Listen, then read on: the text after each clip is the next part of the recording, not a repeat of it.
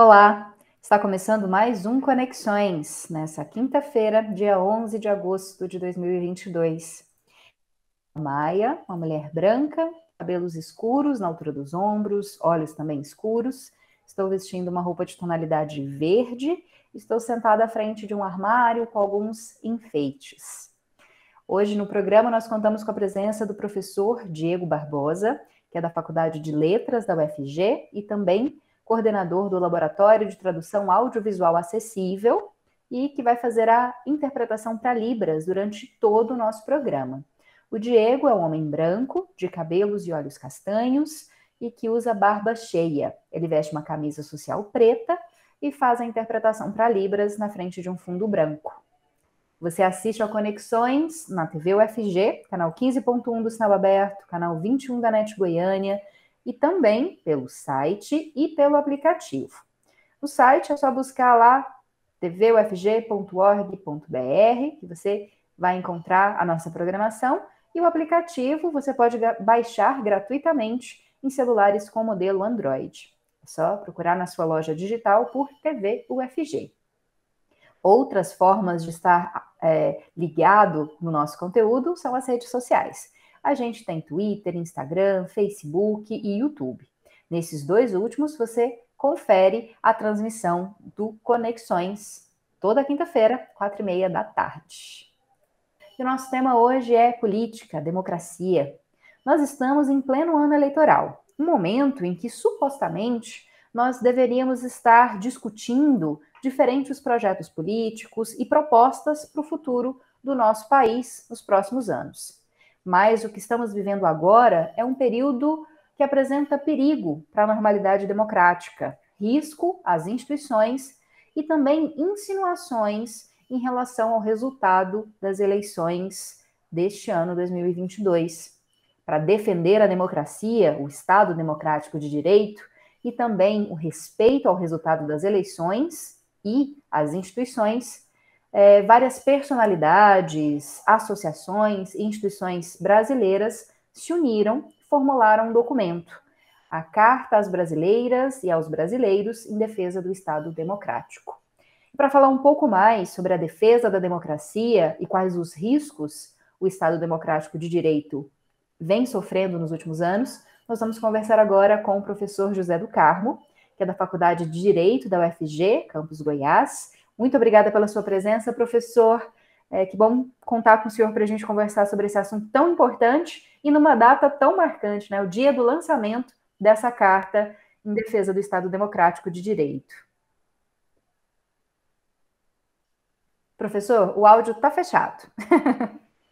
Eu que agradeço, Camila, o convite para estar aqui com vocês, com todos os espectadores e espectadoras da TV UFG, para falar desse momento, né, tão difícil, mas, ao mesmo tempo, um momento que está sendo bem enfrentado pela sociedade brasileira.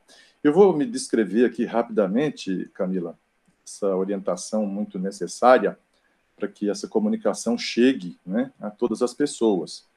Então, eu sou uma pessoa já de 54 anos,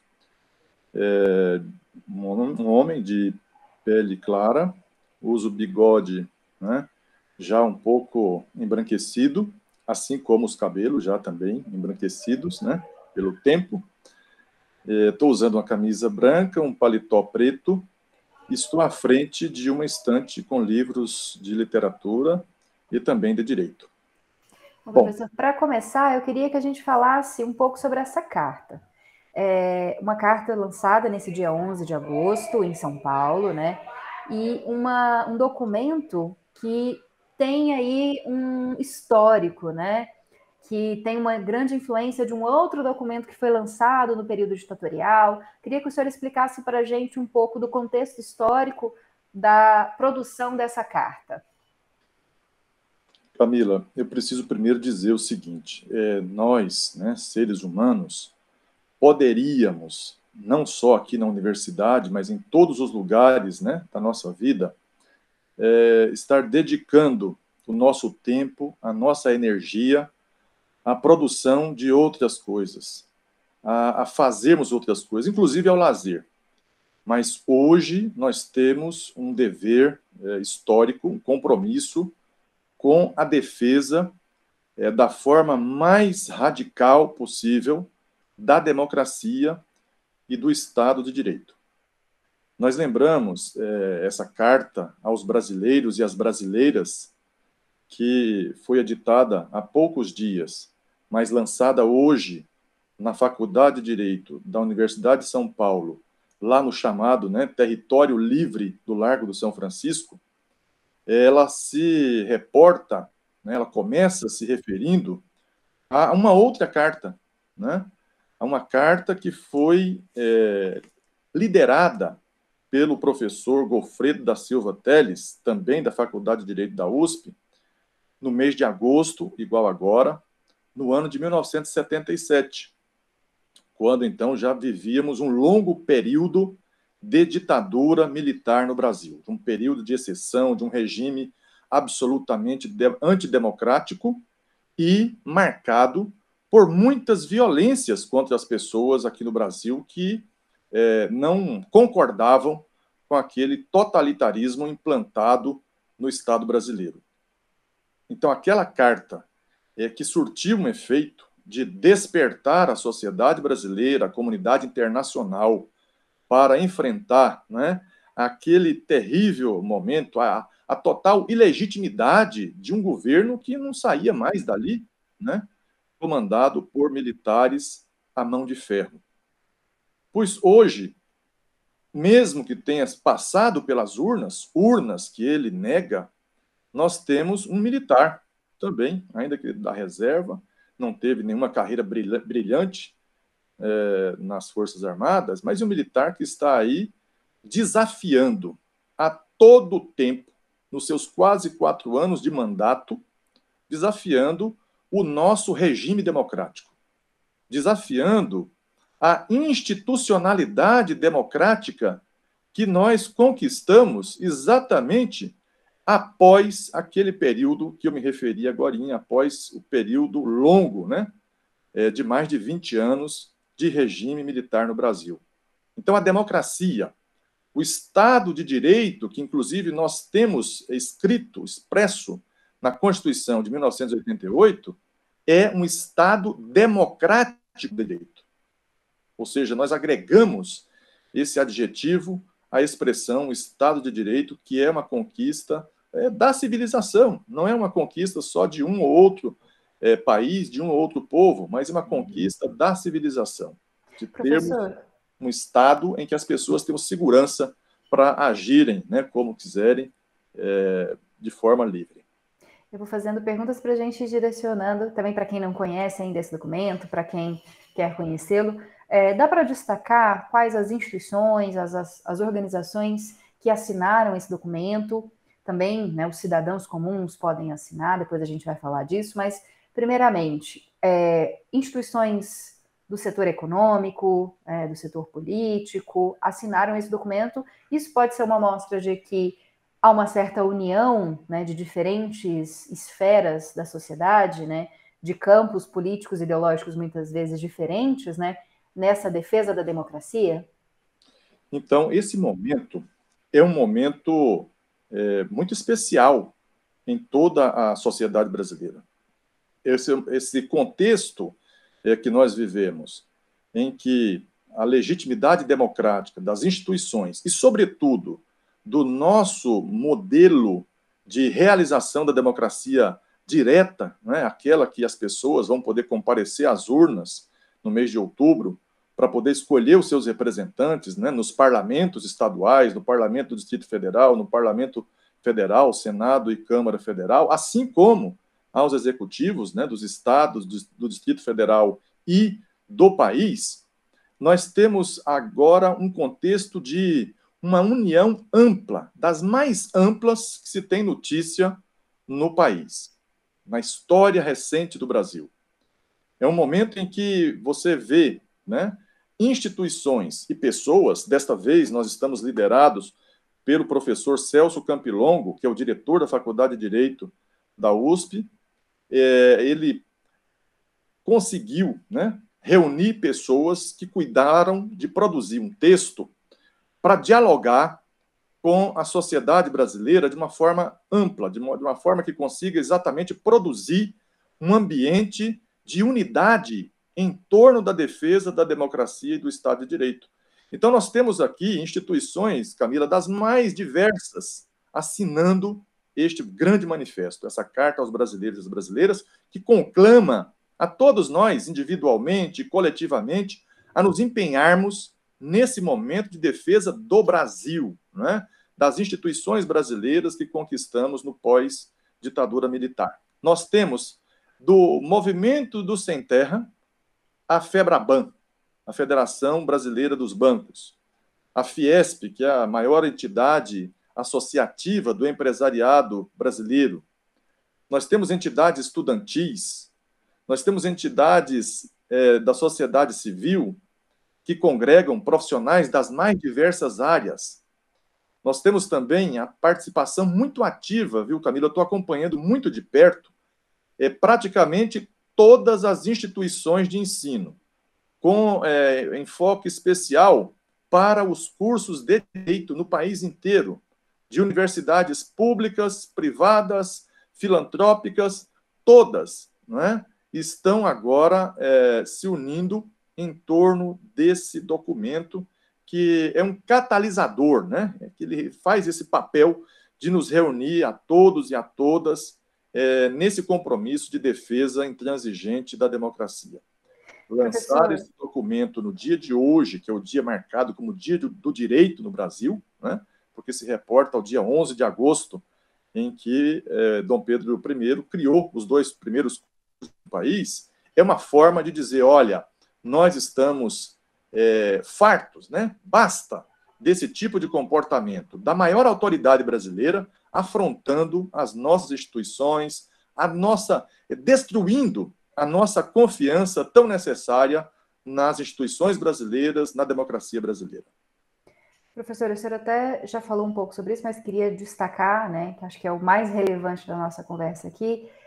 O senhor falou, né, do nosso presidente eleito democraticamente, mas que está tentando contra as instituições democráticas, o Estado de Direito. De que forma ele atenta? Porque acho que para algumas pessoas pode não parecer tão claro assim, né? O senhor poderia deixar mais claro para a gente de que forma Jair Bolsonaro e outros, né, apoiadores dele, por exemplo, o campo militar também a gente sabe que tem demonstrado aí alguns arrobos, né, antidemocráticos, de que forma que o atual presidente e os seguidores dele, né, os apoiadores dele, têm afrontado contra a democracia? Nós assistimos já há algum tempo, Camila, a partir de 2019, manifestações reiteradas, né, do atual presidente da República, que questionou a sua própria vitória nas urnas.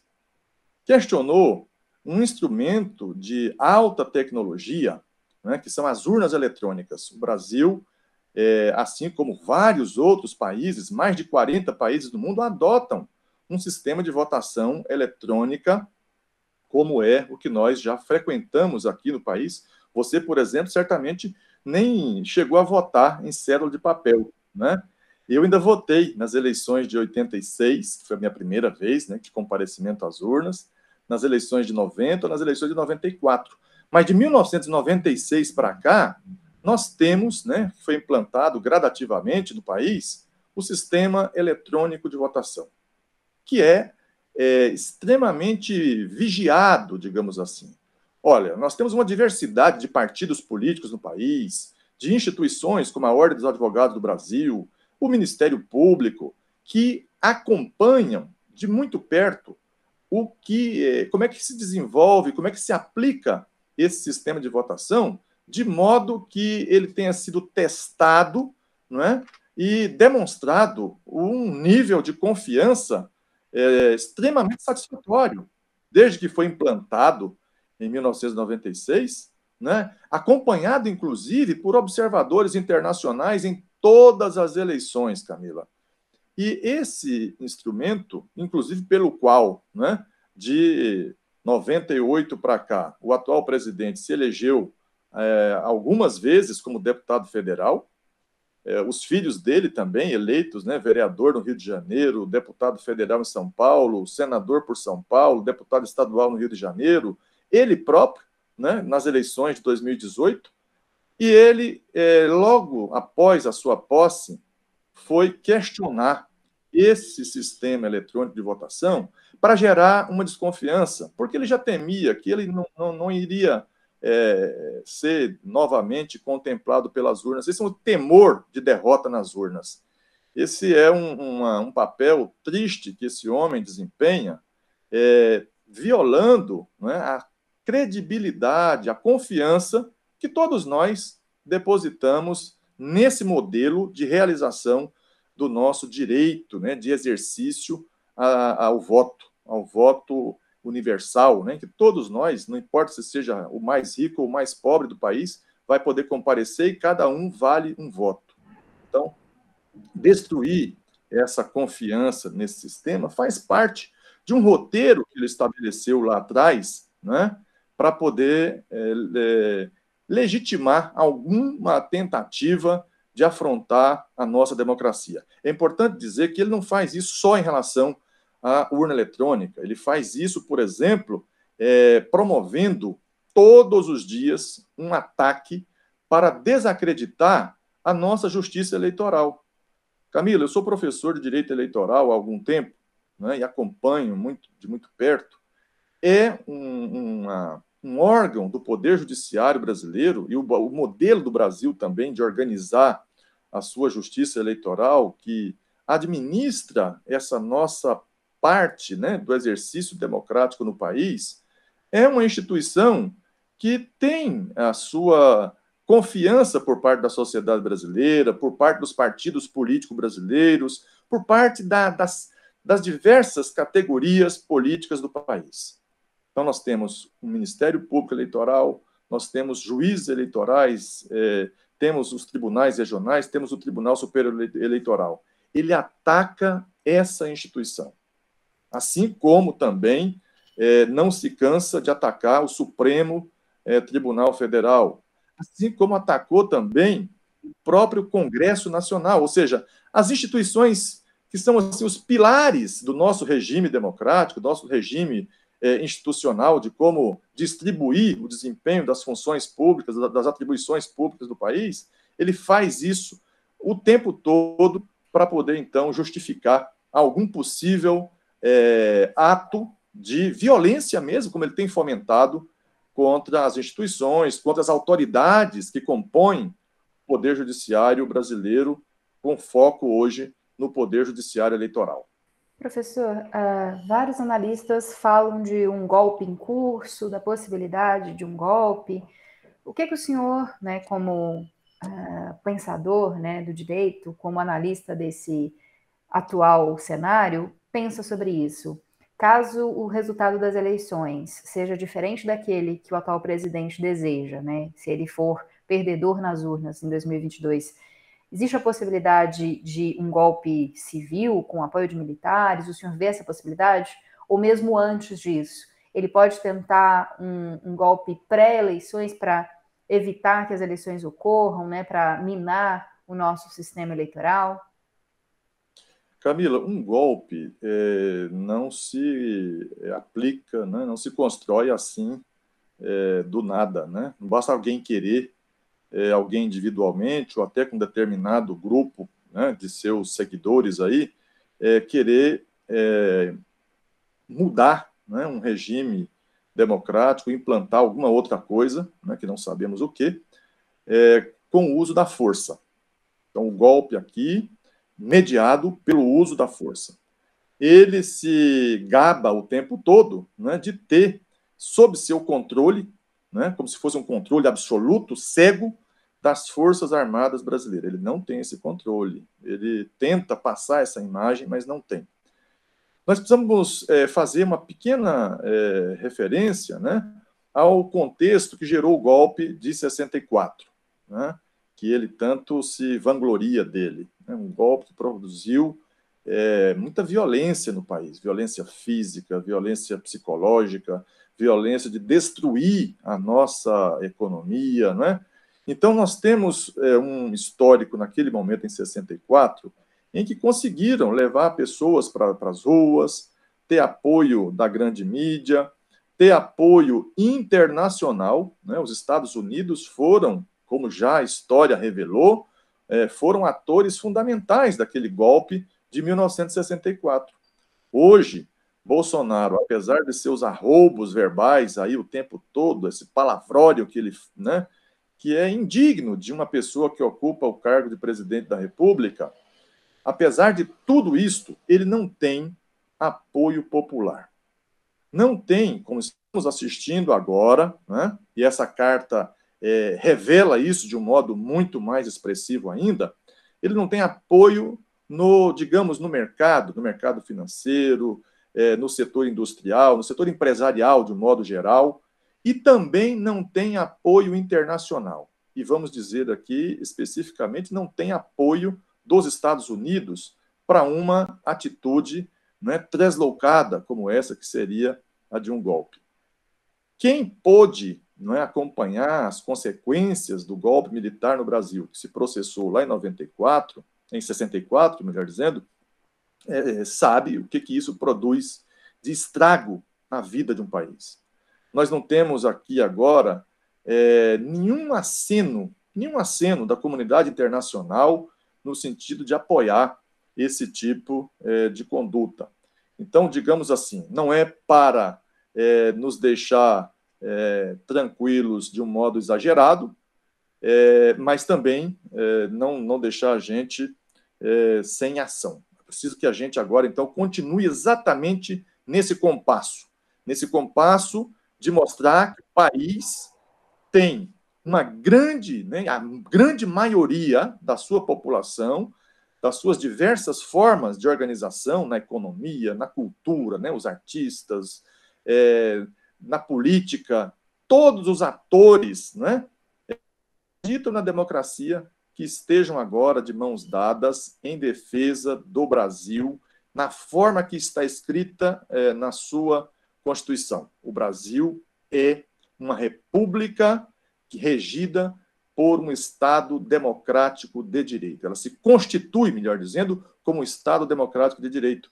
E aqui nós temos um ambiente hoje que se conforma muito mais na defesa desse Estado do que na linha do que sinaliza, né, ainda de forma isolada, o atual presidente.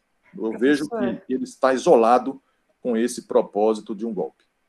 Então, para quem ainda não assinou a carta, quem deseja assinar, ela foi lançada na manhã de hoje em São Paulo, como a gente já disse, mas é possível assinar ainda pela internet. Aqui, a UFG vai também, a Faculdade de Direito, tanto no campus Goiânia quanto no campus Goiás, vão realizar ações, né, para buscar essas assinaturas. Conta para a gente como que as pessoas podem também estar nessa luta, né, em defesa da democracia.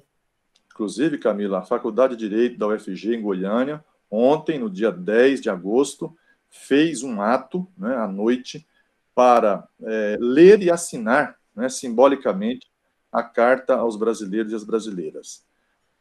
Em Goiás Velho, né, onde a UFG tem o seu campus, será feita a leitura e também aberta a adesão de quem quer que seja, aderir a esse grande manifesto democrático brasileiro, né, logo mais à noite no Teatro São Joaquim, às 20h30. E tem mobilizações nas ruas, né?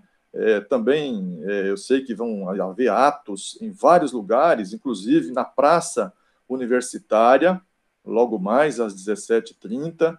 Então, assim, nós vamos ter atos acontecendo de norte a sul no país e até mesmo fora do país. A comunidade brasileira que está fora do país, aliada, né, com pessoas que gostam do Brasil, defendendo a democracia no Brasil. Não tem agora tempo para outra coisa que não nos agarrarmos aqui nesse movimento, né, que não é partidário, que não é de um determinado segmento da economia, é de todos nós que acreditamos na democracia como o melhor ambiente, né, ainda até hoje que as pessoas, os seres humanos conseguiram construir para que nós possamos viver em paz.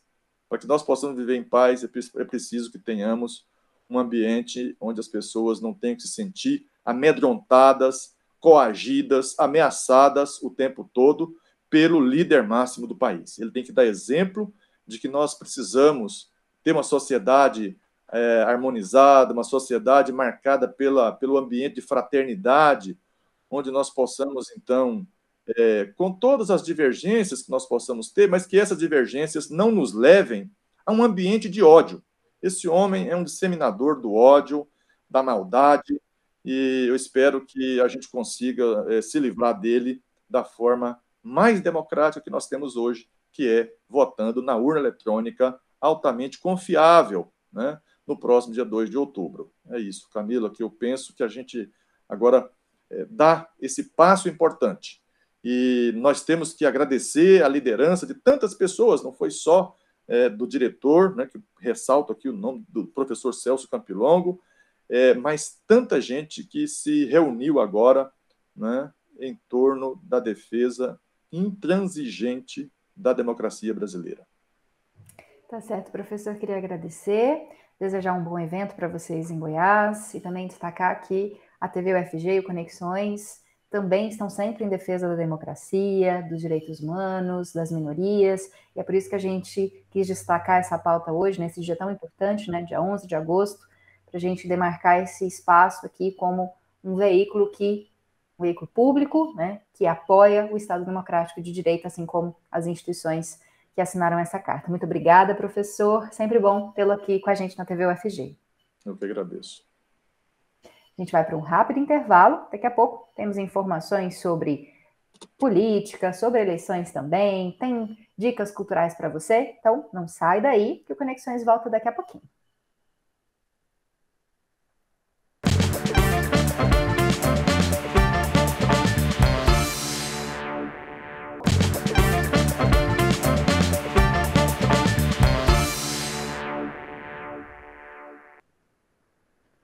Conexões dessa quinta está de volta. Agora tem informações sobre transporte, política, eleições.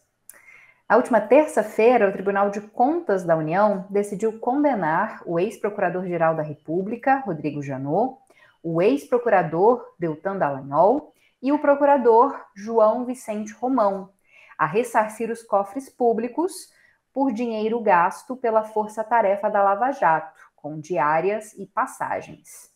Outros 7 procuradores, que também estavam sendo investigados, foram inocentados.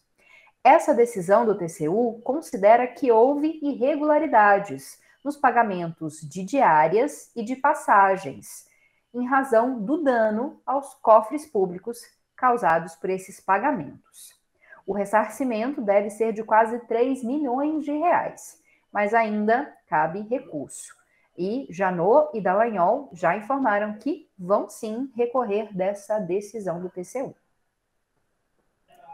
E a gente falou sobre defesa da democracia, sobre as eleições de 2022, por isso a gente vai falar um pouquinho sobre o perfil do eleitorado, a partir de informações da revista Piauí, da seção Igualdades.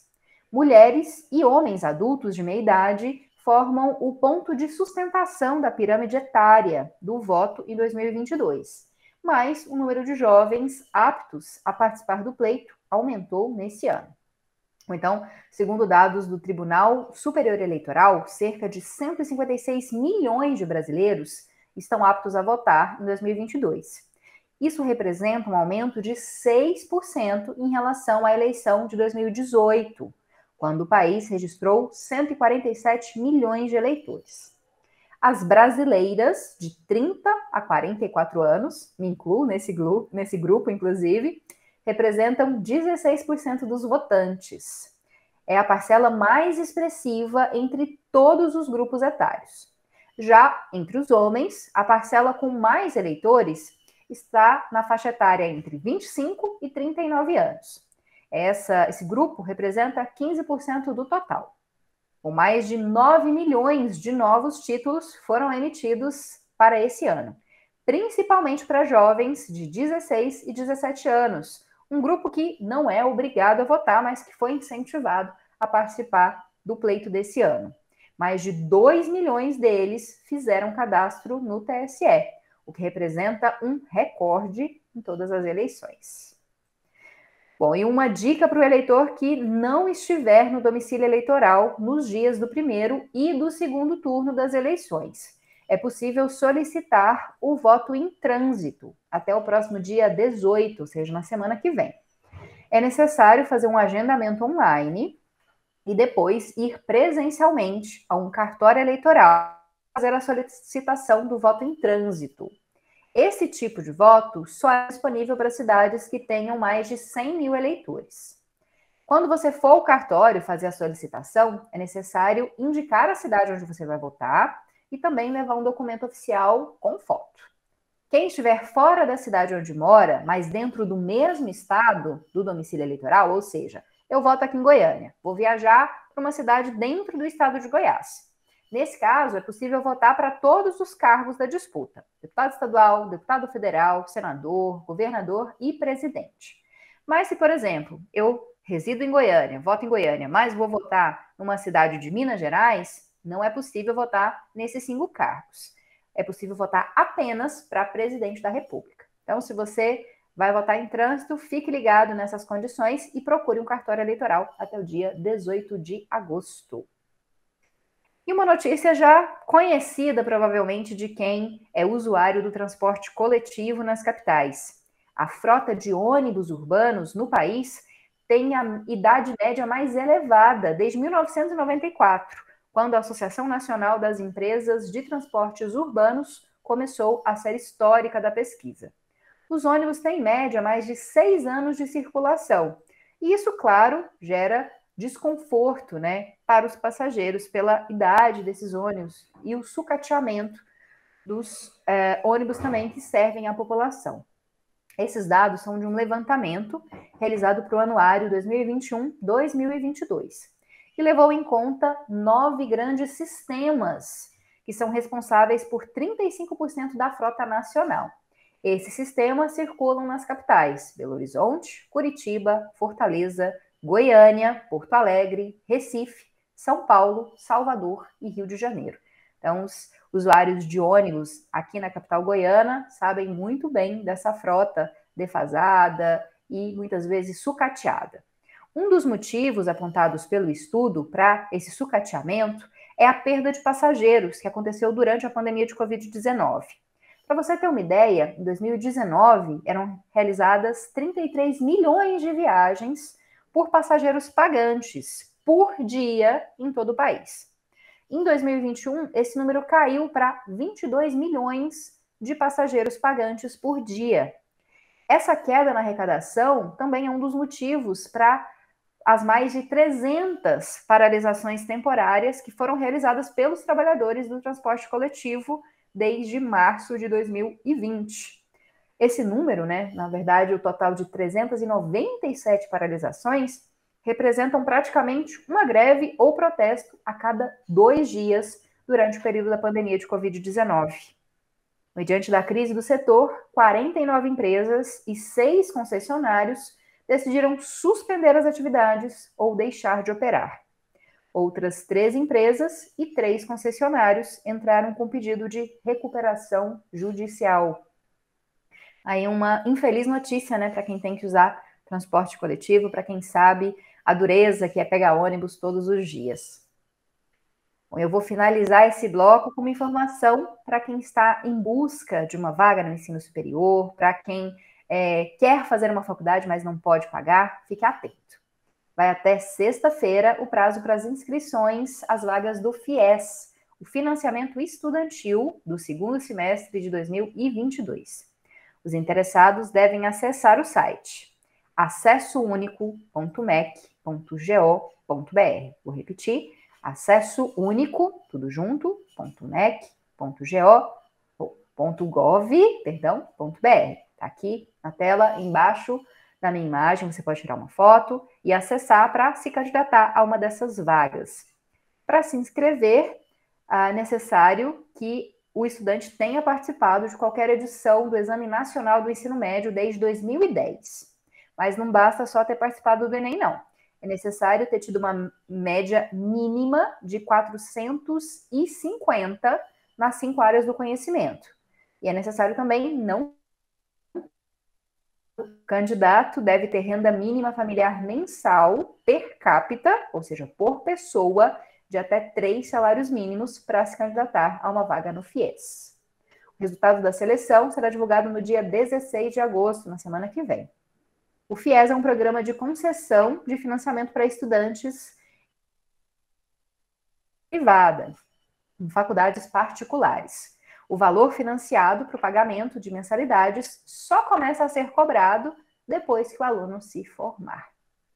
A gente vai para um rápido intervalo, daqui a pouco você confere dicas culturais, também de capacitação profissional. E se você quiser sugerir um tema, um evento, um assunto para ser discutido aqui no Conexões, é só mandar a sua sugestão para a gente. Nas redes sociais, nós temos Instagram, Twitter, Facebook e YouTube, estão aparecendo aqui embaixo. Só você procurar por TV UFG. E aí você manda um recado direto, né, uma mensagem direta para a gente, comenta lá no chat de transmissão. Nós estamos sempre atentos às suas interações. Se você preferir mandar uma mensagem pelo WhatsApp, o nosso número é o 62 991811406. O número também está aqui embaixo, mas eu vou repetir. 62 991811406. Não sai daí, que a gente volta rapidinho.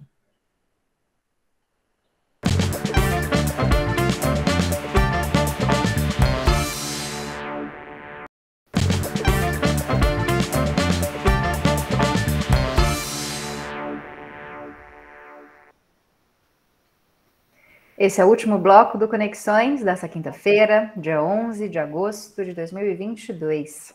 E nesse bloco nós temos uma presença bem especial. Estreando hoje aqui no Conexões está a estudante de jornalismo e integrante do projeto Intercomunicação, Ana Paula Ferreira. Seja bem-vinda, Ana Paula, no Conexões. Muito bom contar com você aqui hoje. Oi, Camila, obrigada. Olá, boa tarde, professor Diogo. Boa tarde a você que nos acompanha. Então, vou começar com uma autodescrição minha. Eu sou uma jovem mulher branca, de cabelos pretos, longos e lisos, e estou com óculos cinza e na frente de uma estante de livros.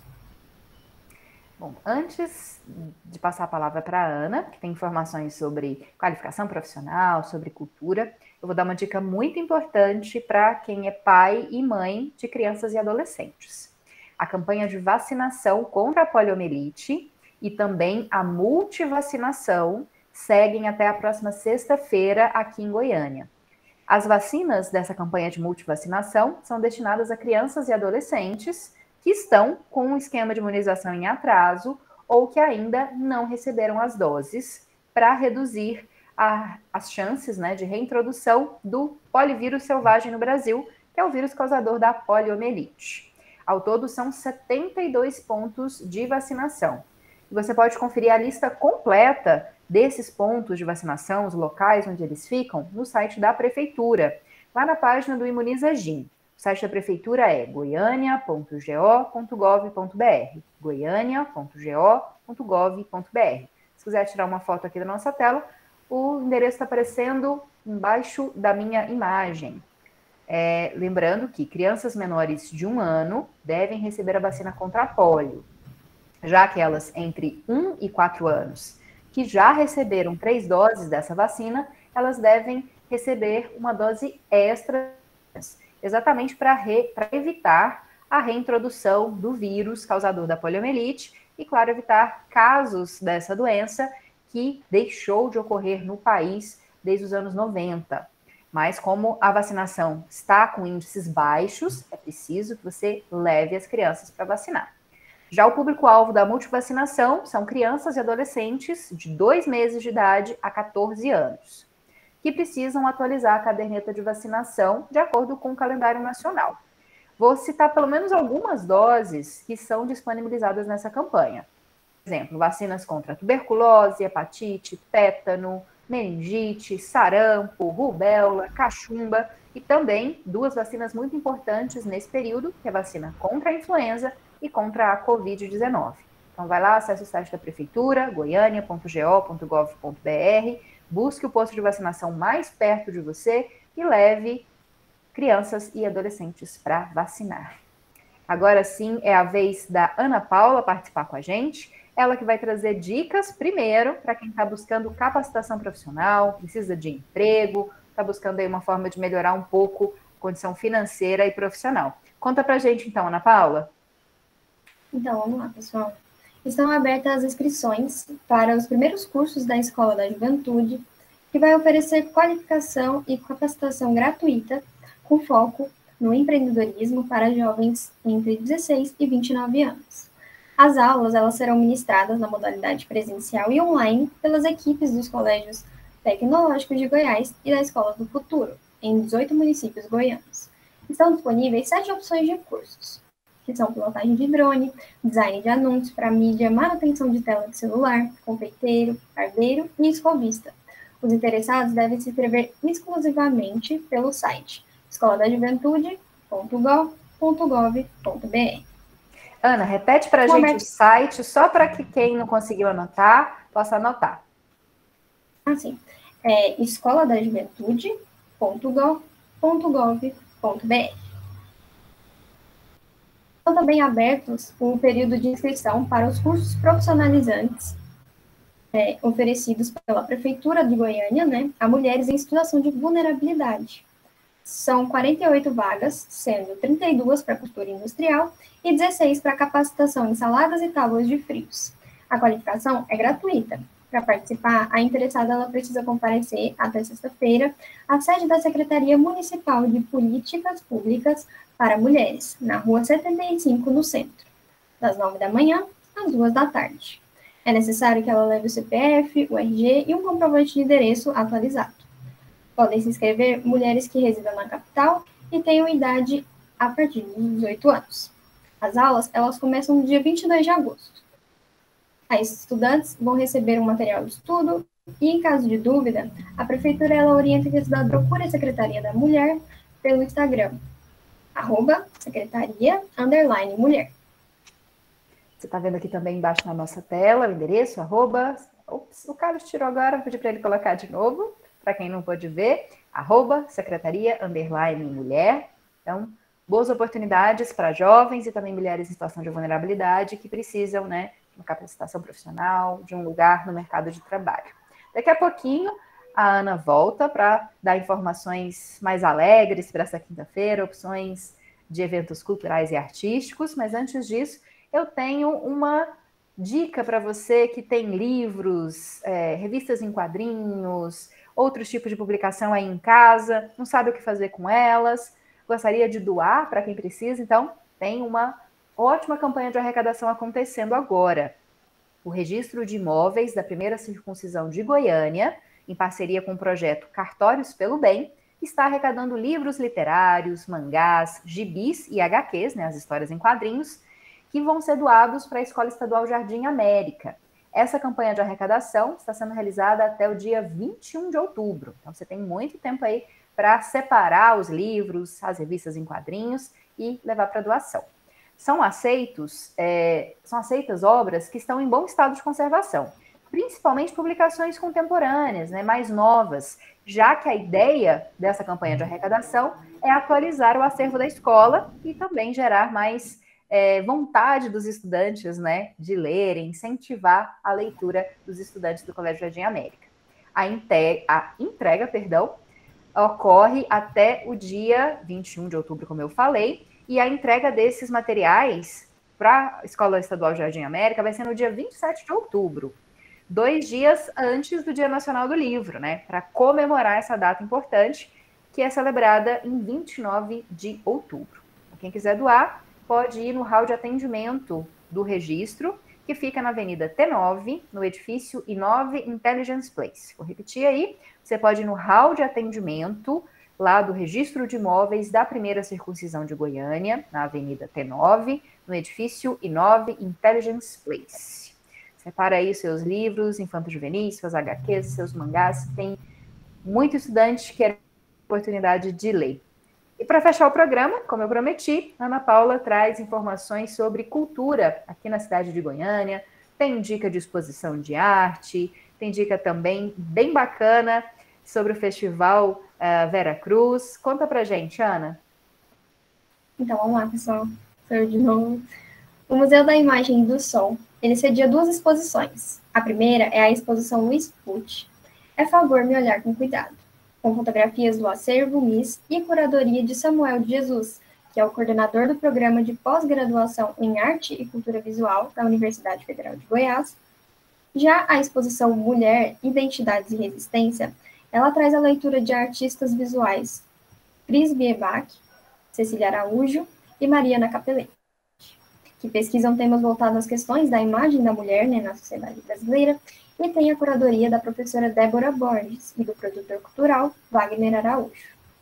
Além das exposições, será realizado o lançamento de um documentário e um catálogo sobre os fotógrafos Lambi Lambi de Goiânia, resultado de pesquisa coordenada pela Ana Rita Vidica, professora da Faculdade de Informação e Comunicação da UFG. As atividades elas fazem parte de um projeto, o MIS é Nosso, uma ocupação cultural com o objetivo de democratizar a arte fotográfica e ampliar o acesso aos bens culturais do museu. A visitação ela pode ser feita até 30 de setembro, segunda a sexta-feira, das 9 da manhã às 5 da tarde. O Museu da Imagem e do Som de Goiás, ele fica no Centro Cultural Marieta Teles Machado, na Praça Cívica. Também, né, até o próximo sábado, o Sesc Faz Alville cedia a exposição Cidade Mais Arte Acessível, no Centro-Oeste. Ela é uma experimentação sobre o tema da acessibilidade, diversidade e inclusão em espaços culturais e urbanos com instalações artísticas, experiência sensorial, conteúdo audiovisual, acessível com libras, áudio, descrição e protagonizado por pessoas com deficiência. A visitação ela pode ser feita entre as 10 da manhã até as 5 da tarde. A exposição Cidade Acessível, Mais Arte Acessível, no Centro-Oeste, será realizada também na cidade de Anápolis, de 16 a 20 de agosto, no Sesc Anápolis. E também, Ana, né, para dar uma respirada aí, a próxima é sobre cinema, né? A gente vai falar sobre um festival que já acontece há muito tempo, já está na 9ª edição e agora volta para o formato presencial, né? O Favera. Fala pra gente, Ana. Exatamente, assim como a Camila falou, né? O Festival Audiovisual do Vera Cruz, ele está de volta num formato presencial, que acontecerá até o dia 21 de agosto. O Favera, ele conta com mostras de filmes de curta e longa-metragem nacional e goiano, mostras infantis e melhor idade. Nesse ano, serão realizados as batalhas com rimas de MCs convidados de Goiás e de outros estados. O esporte também está presente nesse Favera, com um torneio de basquete, 3x3 e um torneio de golzinho, ambos na quadra da escola onde o festival está acontecendo. As inscrições e mais informações você encontra no Instagram, @favera_festival, e no site, favera.com.br. Vou pedir para você repetir de novo e para o Carlos colocar na tela de novo. Todo mundo apressado hoje. Se você quiser aí também conferir o festival, o Favera, acontece lá no Vera Cruz, mas é aberto a toda a população, não só para quem mora no Vera Cruz. Então, uma ótima oportunidade também de conhecer, né, esse bairro e de conhecer esse festival que já está marcado no calendário cultural aqui de Goiânia. Então, repete para a gente, Ana, o Instagram e o site. Exatamente, a Camila falou no Instagram, @favera_festival, e no site, favera.com.br. Então é isso, Ana. Muito obrigada por estar aqui com a gente no Conexões. Bem-vinda. Uma ótima estreia hoje. Espero que a gente consiga ter a sua presença em outros momentos e que você se torne aí também, como o Igor, né, parceiro fixo aqui do Conexões. Assim, muito obrigada, Camila. Obrigada, professor Diego. Muito obrigada pela atenção de vocês que estão nos assistindo agora. E eu agradeço também a você que nos acompanhou até agora. Um ótimo final de tarde. Te espero na próxima quinta-feira, 4h30 da tarde, aqui no Conexões. Até lá!